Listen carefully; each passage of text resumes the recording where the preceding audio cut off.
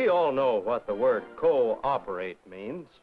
From the prefix co, meaning with or together, and from operate or work, we know that cooperate means work together. But do we really understand cooperation? Do we know how to get other people to cooperate with us? As physics teacher and audio-visual coordinator at our school, I have many chances to find out. For instance, one day I was discussing an experiment with Harry Collins.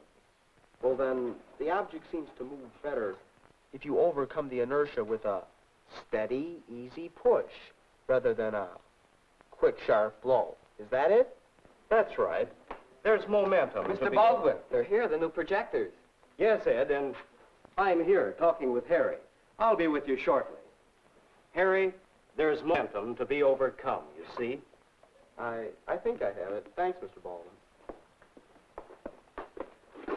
Just a second, Harry. I want to talk to you in a minute. Mr. Baldwin, I just saw the new projectors being delivered. How soon can we unpack them? No day like today. I'm glad they've arrived.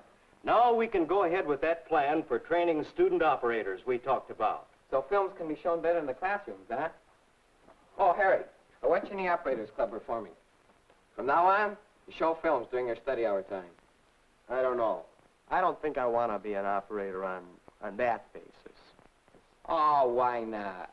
What's the matter? Don't be a loafer, Harry. I'm not a... Goodbye, Mr. Baldwin.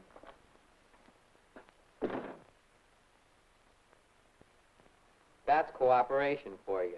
What's eating him? Well, Harry is usually cooperative. He's a member of the student council, the class committee, and the basketball team, and hardly what I'd call a loafer. Well, I think he ought to help, but we don't need him in the Operators Club. Well, Ed, I'm glad that you're so interested in these projectors. I hope you'll be able to help organize the Operators Club. I'd sure like to. All right. Here's a plan that's been successful. See what you think of it. We'll need to recruit operators, build projector stands, manual training classes can help on that, train the operators, and arrange schedules so they're available for every class period. And then plan our maintenance so the projectors will remain in good condition. It's a big program, and we'll need cooperation from a lot of people. That's great, Mr. Baldwin. I've got to start already. Here's a notice I typed up for the bulletin board. Would you look it over?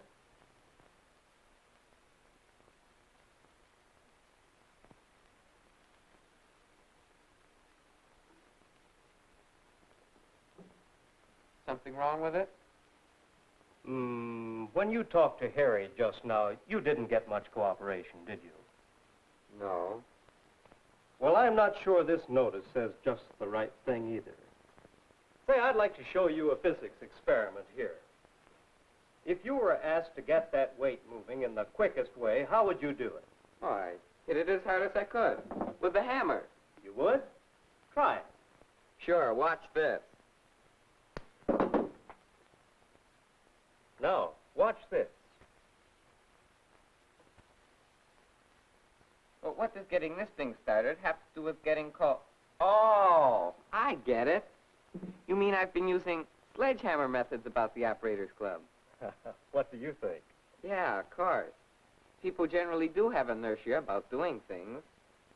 If you want to get them started, you have to apply a push in the right, easy way.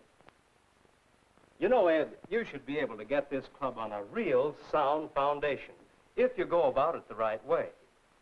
You're respected, you're enthusiastic, you have a good purpose, one you really believe in, and you have a plan. All these are important to cooperation. What you need to do is to interest people in working together, in cooperating with you. Sounds easy, but will it really work? Well, all around us there are problems that require cooperation. Take this organization. They want my cooperation. Before I contributed, they had to convince me to help in their plan for achieving a worthy goal. Or take Northbrook, that new section of town that's just been built up. To get the cooperation of his neighbors, Mr. Jones could appeal to their interests, their desire to lend a helping hand. He might appeal on a concept of mutual help. He might offer assistance in return, cooperating in getting them all to work on time. But there's a bigger matter that needs cooperation, getting that street paved. Now, with so many houses, the appeal for cooperation can be on a basis of personal gain. Each person can gain directly from the paving, but individual efforts are seldom effective.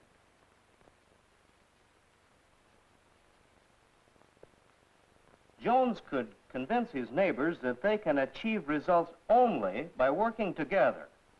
By well-prepared letters, full of facts and logic, Jones could appeal to his neighbors to meet together and to speak with a cooperative voice to the town council. And if Jones has really been convincing, he'll find his neighbors working together with him, cooperating to achieve common effort. All such community action depends on cooperation. And cooperation is based on convincing other people that they want to help. Does that really happen? I don't know, but it could if Mr. Jones knew how to get cooperation. Well, I do. I think I can get things really started now. Thanks a lot, Mr. Baldwin. Goodbye.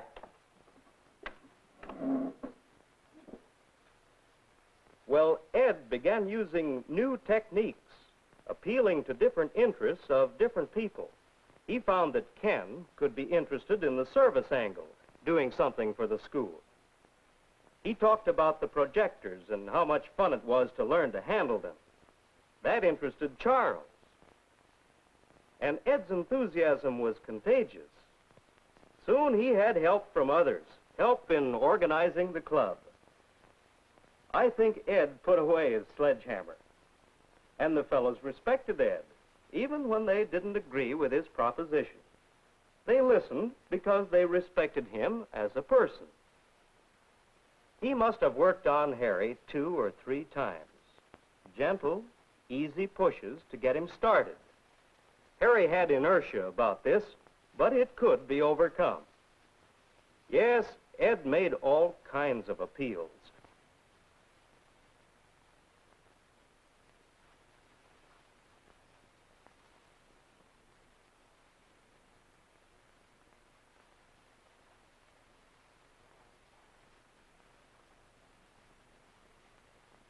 And before long, the gentle pushes began to ease the club into action.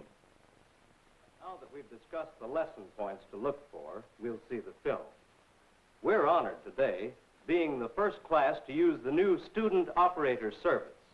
And our audio-visual engineer, Ken Johnson, has volunteered in his study hall time to make possible a smooth, effective showing. We appreciate his cooperation. All right, Ken.